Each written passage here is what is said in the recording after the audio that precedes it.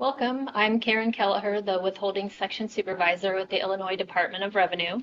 Thank you for joining us.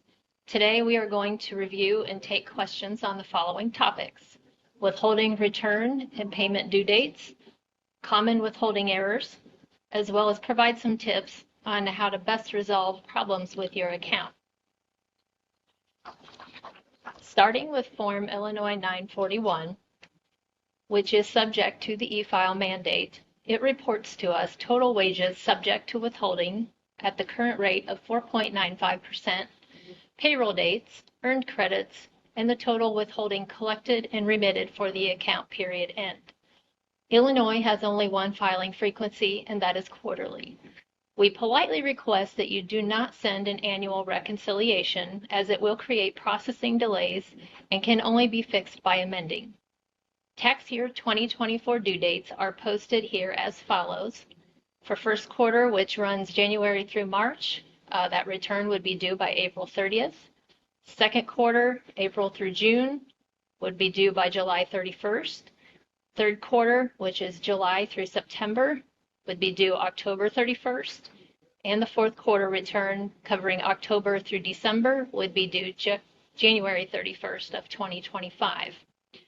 Common question, what if the due date falls on a weekend or holiday? In that situation, it will be due the following business day. I501 payment frequencies.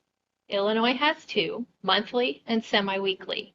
We will review details for both in just a moment. And again, if the due date falls on a weekend or holiday for these payments, it works the same as the returns, and it will be due on the following business day. Okay, first up, I501 monthly payers. Who is eligible for this status? First-time and current taxpayers who reported less than $12,000 during the annual look-back period. For 2023, that look-back period falls under what we call a fiscal year. It began July 1st of 2022 and ran through June 30th of 2023. Monthly payments are due the 15th of the following month from which it was withheld. For example, withholding collected from March would be due by April 15th. These payments are not subject to the e-filing mandate. Next up, I501 Semiweekly payers. Who is eligible for this payment status? Taxpayers who reported more than $12,000 in the annual look-back period, or monthly payers who happen to reach that threshold within a quarter. They are immediately required to switch to semi-weekly for the remainder of the year and for the following year as well. When are these payments due? Taxpayers will have 3 banking days from the payroll date to remit. I've posted an explanation for your convenience, just to kind of walk through that. Any amounts withheld on a preceding Wednesday, Thursday, or Friday would be due on the following Wednesday. Anything withheld on a preceding Saturday, Sunday, Monday, or Tuesday would be due on the following Friday. These payments are subject to the electronic mandate. Common question, will I be notified if my payment frequency changes? This is somewhat of a trick question because the correct answer is yes and no. Changes based on the look-back will trigger a notice in October for the following year. You can see those letters in your MyTax account, and you will also receive them in your physical mailbox. Changes based on hitting the $12,000 threshold in a quarter will not result in a notice being sent. In this situation, it will be up to the taxpayer or the provider preparer to catch it. Any payment, whether monthly or semi-weekly, up to 30 days late will be assessed a 2% penalty.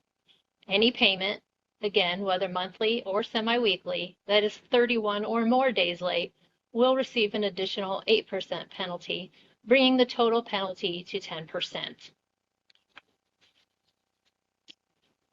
Common errors that can be avoided by e-filing. I know the phrase e-file mandate keeps cropping up in our conversation, but there are several common errors that can be avoided by doing so. And for some returns and payments, it is required. Let's look at some of the common errors that can be avoided by e-filing. No more wrong year forms. We politely ask that you please do not remit edited or altered forms or payroll software worksheets. These are all treated as invalid. No more amending with an original form. Only use the IL-941X to make changes to an existing return. No more missing attachments or schedules.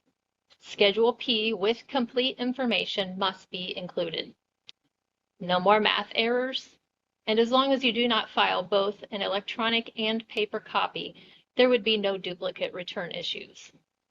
It is also a solution for the timely filing of W-2s, which are also subject to the electronic mandate. Other common errors. Misapplied payments that may have been applied to a wrong tax type or a wrong period could be caused by using wrong paper coupons or wrong vouchers, illegible handwriting on a check, a wrong fee on a check. There are all sorts of scenarios that create this situation. Incorrectly claiming an overpayment, and also along this line, assuming that overpayments roll as credits to the next reporting period. Again, no annual reconciliation is required at the state level. Resolving withholding problems. Most important, responding to notices in a timely manner. Whether you, as a taxpayer, do it yourself, or you give it to your preparer or payroll provider to address. Your response creates a hold on the account to prevent additional billings and collection action until we are able to review the response.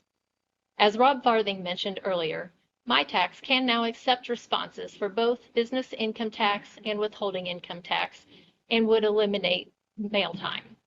For those who already have an account set up, you would just need to click on the hyperlinked letter.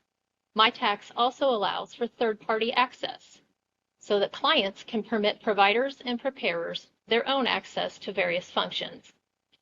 The U.S. Postal Service is always an option as well.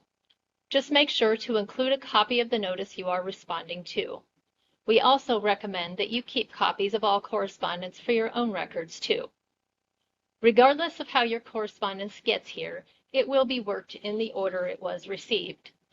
For more information on topics such as payment and filing requirements, e-filing options such as MyTax and FSET, helpful publications, what's new bulletins, forms, and instructions, please visit tax.illinois.gov.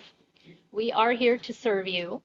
Thank you for your time, and let us know if you have any questions.